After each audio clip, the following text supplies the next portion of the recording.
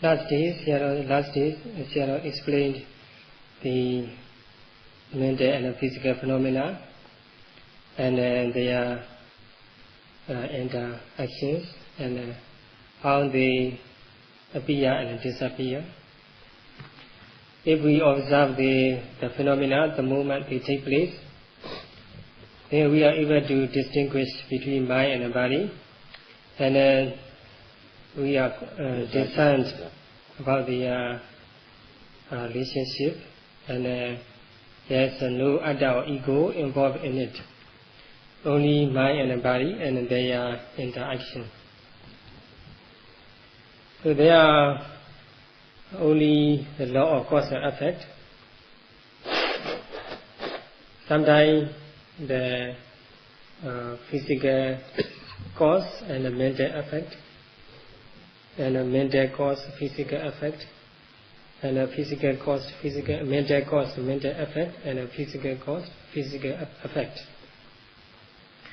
For example, when we are carrying out their behavior, like sitting, standing, and bending, and so on, then the desire to do so take place first. Due to that desire, the activity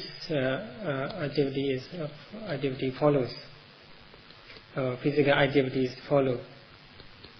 So this is a mental cause and a physical effect. And sometimes mental cause and a mental effect. For example, when we see, hear, smell, taste, touch, when we experience the senses, and there is attention is vital. Without attention, mental attention, we cannot experience the seeing, hearing, etc. So this attention is a mental cause, and seeing, hearing, etc. are mental effect. And then sometimes the physical things are caused, and mental states are effect. For example, when we note rising, falling, or the abdomen, the knowing of the rising or knowing of the falling take place after the rising, falling, or the abdomen. So any mental consciousness cannot take place without objects, sense objects. So the rising, falling in this case is the objects, which is the cause of the knowing mind, knowing of the rising or falling. So without rising, there cannot be knowing of the rising, knowing consciousness. Without falling, there cannot be knowing of falling movement. So in this case, rising, falling, or the abdomen is a physical cause, and knowing consciousness is a mental effect. Sometimes the physical cause and the physical effect, for example, the weather, season, food, etc. When the weather is cold, the mental physical process connected with the cold take place in our body. Similarly with the hot season. In the hot season, we get sweated, sweat come out of our physical body. If we observe the mental or physical process, their interaction or their relationship or as a cause and effect, we are bound to see the law of cause and effect. Then we are able to realize there is only mental and physical phenomena, no atta or ego, or no creator or universal soul involved in the mental and physical process. Only mind and body, their interaction. Only the law of cause and effect. Then there is no room left for the delusory sense of self. If we practice meditation seriously, observing mind and body the moment they take place, we are bound to see within a few days. If we continue observing, then we are bound to see the three common characteristics of the phenomena. That is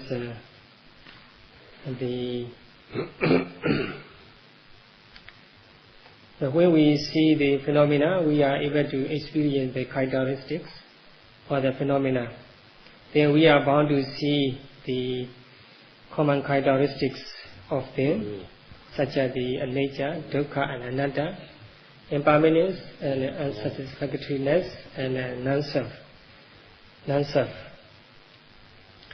As the anicca, we see the phenomena initially don't exist, and appear and disappear right away.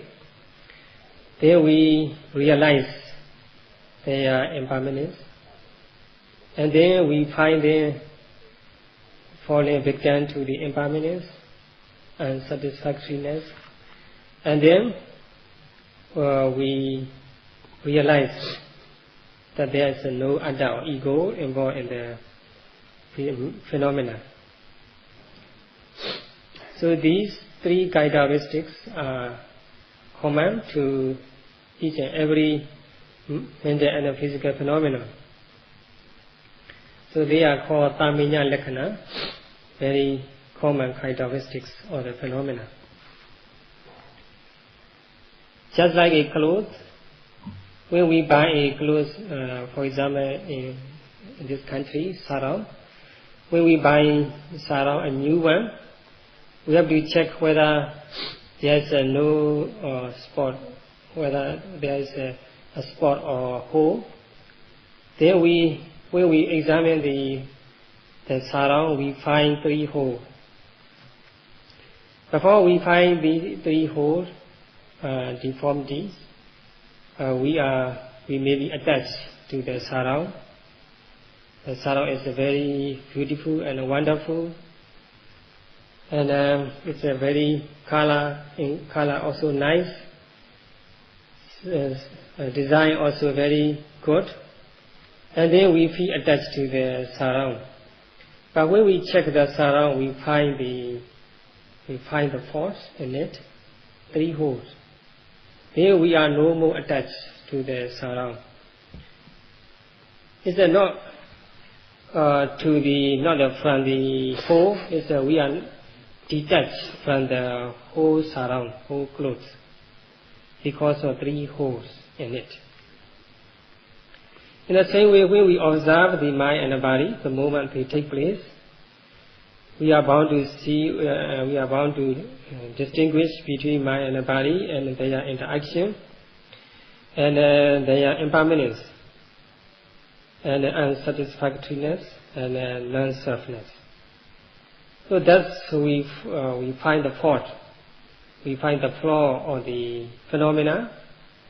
Then we are bound to be detached from the whole mind and body process. So there is no delusory sense of self or delusory sense of the permanent or pleasurable is left.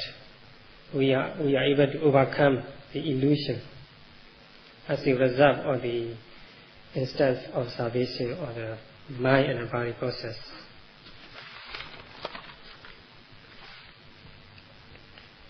If we keep on noting the phenomena the moment they take place, so these realization of the 3 common characteristics take place. Mostly the realization of impermanence occur to us. Because we find the phenomena arising and passing away very properly, and then we are able to realize their impermanence. Then the phenomena themselves deny that they are impermanent, that they are permanent. That means they themselves confess they are impermanent. It's just like a defendant or the accused who is tortured or tormented, so that he or she is confessed his mistakes. So in the same way, we have to torture our mind and body by observing them from moment to moment. Then they themselves confess that they are impermanent. Then once we are able to see the impermanence of them, spontaneously we are bound to see their unsatisfactoriness and selflessness as well. So from then on, the anicca nupassana, the realization of the anicca or dukkha anatta starts. So if we continue noting the phenomena arising and passing away from moment to moment, so our knowledge becomes sharper and sharper, more and more profound. Then we are bound to see the bright light, and sometimes we have the rapture or the joy. Sometimes we may feel our physical body is very light and floating in the air or on a sofa, like a inflated ball. So very luxurious feeling we can experience at that level of knowledge. So then we are more and more, we have more and more confidence in the Dhamma and the practice, and the Buddha himself who taught these Dhammas, and then the teachers who help you to practice meditation. So so this confidence become more and more strong, and then our viriya also is increased. Much effort, we are able to note the mental and the physical phenomena arising and passing away. Because at this level of knowledge, our viriya and energy is very stable and steady. There's a balance between the viriya and the concentration. So we can observe and note phenomena the moment they take place without making much effort.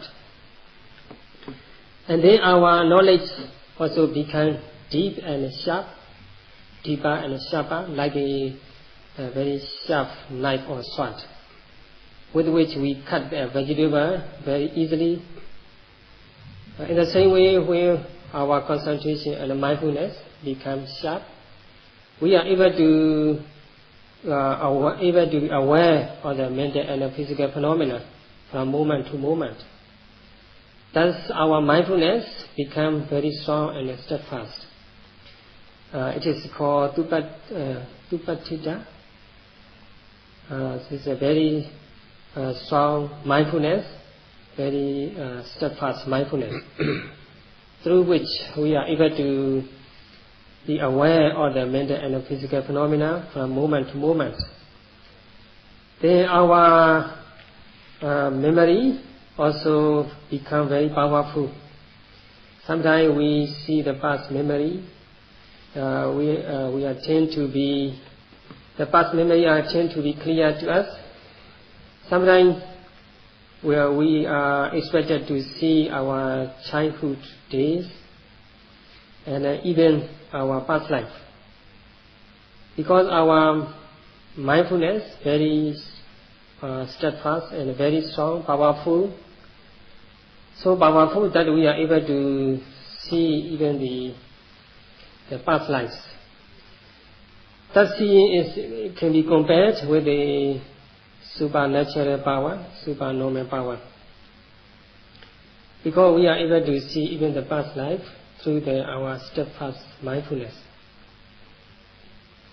So at this moment, everything, past or present, are very obvious and clear to us.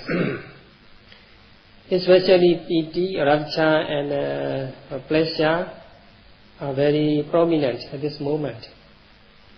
So it cannot be compared with any sensual pleasure. This type of Dhamma pleasure is much more superior to any sensual pleasure. Before we experience this type of Dhamma pleasure, we may have high opinion on the sensual pleasure. We may look upon the sensual pleasure. When we experience this Dhamma pleasure, Dhamma piti, Dhamma rapture, we may no longer have high opinion on the sensual pleasure.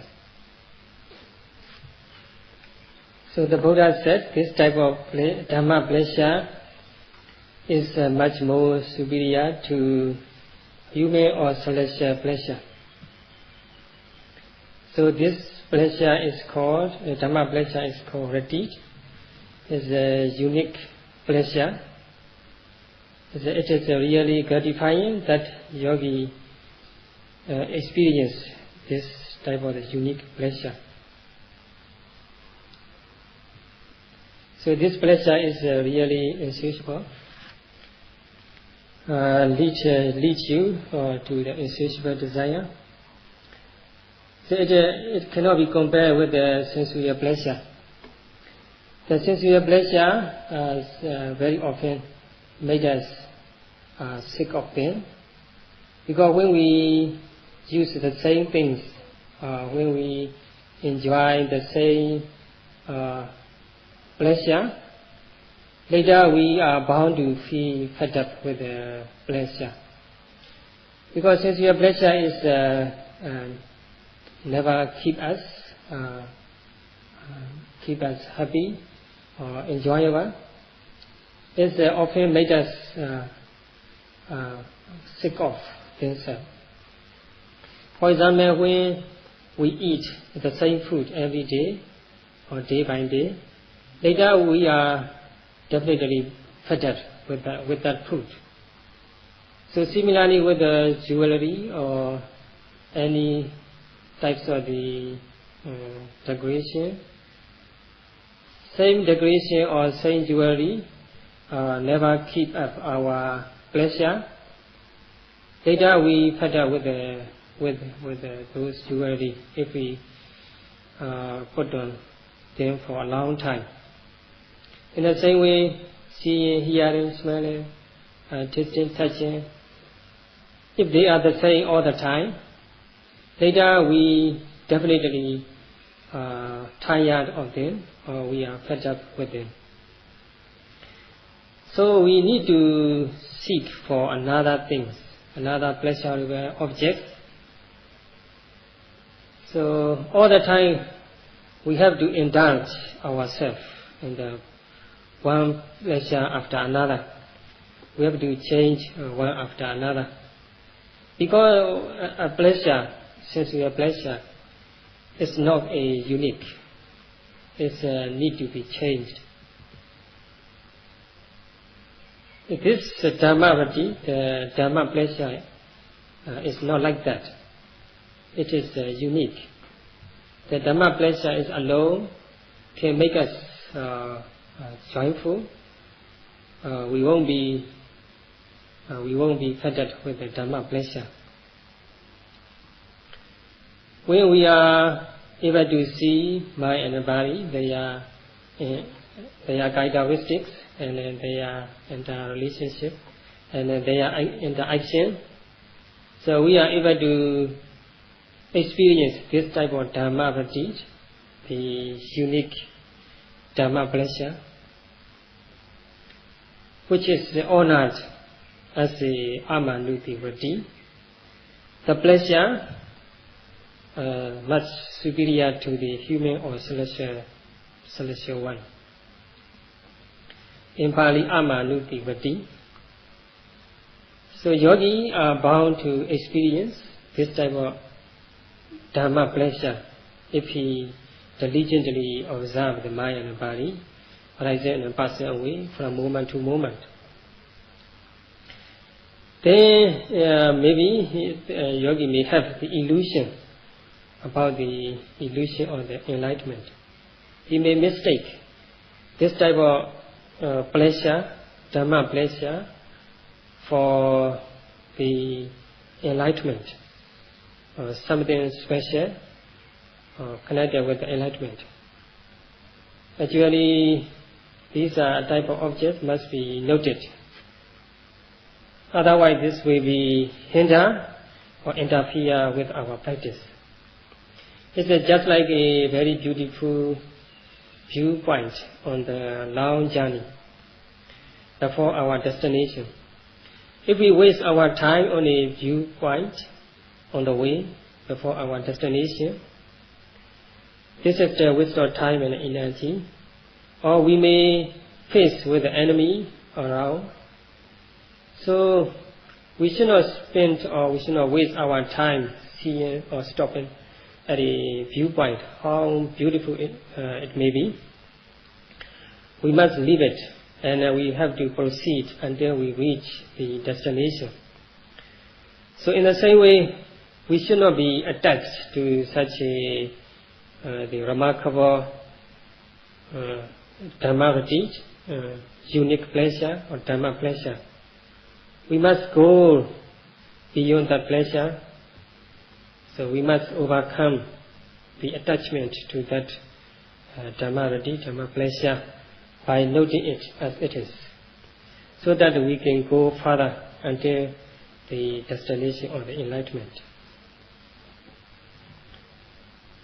So in order to obtain such a Amanutivati, or the Dhamma, unique Dhamma pleasure, so there is the 4 requirements. First one is Sonyagara Pavita.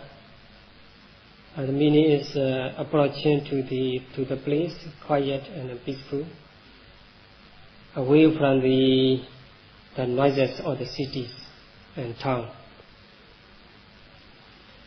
And the second one is Santa Chaita. That our mind must be calm and quiet and peaceful. Mind should not be moved or shaken by the mental defilement. So we must keep peaceful mind. And that one is Jayino. Jayino means, in this case, Vipassana Jhana. So this jhana, when we can be bring about, when we observe the mind and the body from moment to moment, there we can cultivate the strong and penetrating concentration into the objects. So this concentration connected with the Vipassana is called jhana. So when we are able to know the mental and physical phenomena precisely, accurately, this type of penetrating concentration takes place, which is called jhana in Vipassana, Vipassana jhana. So this is the third requirement.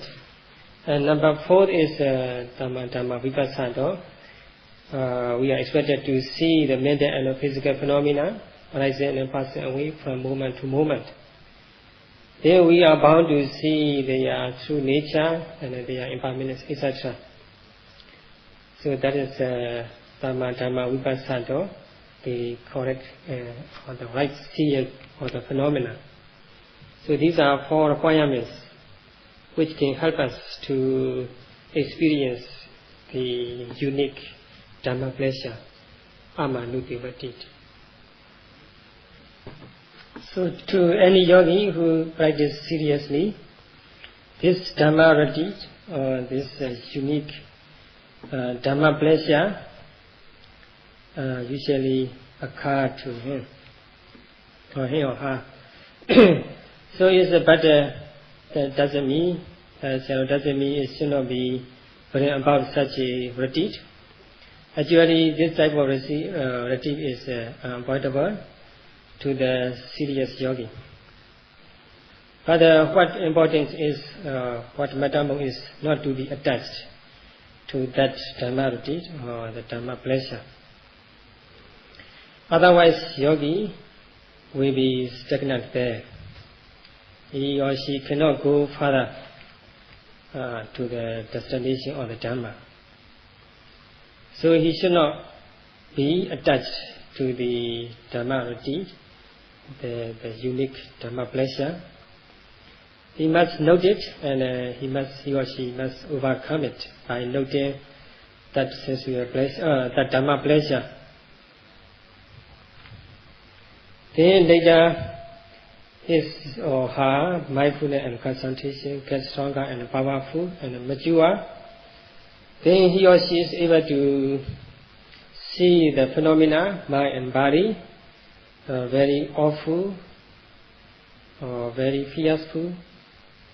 And then we may feel the fearful or afraid of the mental and physical phenomena arising in a personal way. Later he or she is bound to feel fed up with the phenomena or is tired of the phenomena. It can be, in this case, I'll give an example of a fisherman. So fisherman, he caught something somewhat like a fish, big fish. He catch something like a very very big fish in the water. Then, which make him very happy. Then he take it out of the water and finds the things, not the fish, but the very poisonous snake with the 3 lines in its neck. So then he is frightened of the snake. So in the same way, yogi, we initially take our mind and body, our life or mental and physical phenomena for something pleasurable or something wonderful. But when we are continuously observing mind and body, we discover these phenomena are not what we think. These are not pleasurable, they're just like a poisonous snake. This poisonous snake may climb us. So we cannot, very difficult to escape from the poisonous snake because it's coiling us. So we have to untie the coil of the snake, and with a full effort, we must throw it away. In the same way, when we observe the mind and the body, we are repeatedly, from moment to moment, we are able to see the true nature of the mind and the body. We discern the characteristics of the mind and the body, then our insight knowledge becomes mature. We are bound to see the mind and the body arising in a personal way. Then we are feel the awful, fearful. The mind and body and phenomena are awful. We are no longer attached to them. Later, we are able to see the mind and the body, mental and physical phenomena arising in a personal way, and then the objects and the lower mind itself, we disappear. Then we are bound to experience the ultimate peace or Nibbana at the first level of enlightenment, the first mega, first inclusion. So when we reach to this state,